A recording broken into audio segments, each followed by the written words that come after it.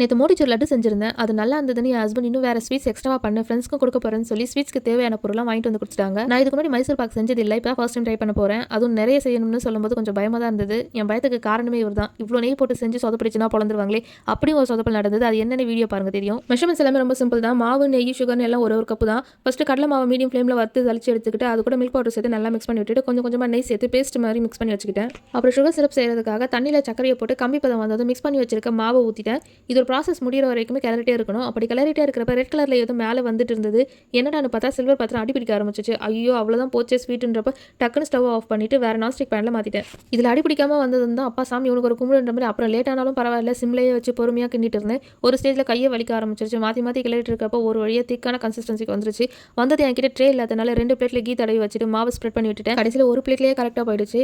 மிச்சம் கடையில் ஒட்டிட்டு இருந்த ஸ்வீட்டை வீட்டில் இருந்தவங்களாம் வந்து சாப்பிட்டு ஆஹா ஓஹோ நாக்கில் வச்ச நெய் மாதிரி கரை, இது ஸ்வீட் வேற லெவல்னு சொல்லிட்டு போனாங்க. இது சும்மா நான் செஞ்ச ஸ்வீட்ன்றதுனால சொல்லலைங்க, உண்மையாக ஸ்வீட் தாறுமாறு டேஸ்ட். இந்த ஸ்வீட்டோட ஹைலைட்டே மில்க் பவுடர் தான். நீங்களும் மைசூர் பாக் ட்ரை பண்ணணும்னு இருந்தீங்கன்னா மறக்காம மில்க் பவுடர் போட்டு ட்ரை பண்ணி பாருங்க. அடுத்து வேற ஒரு தீபாவளி ஸ்வீட்ல சந்திப்போம். Bye bye.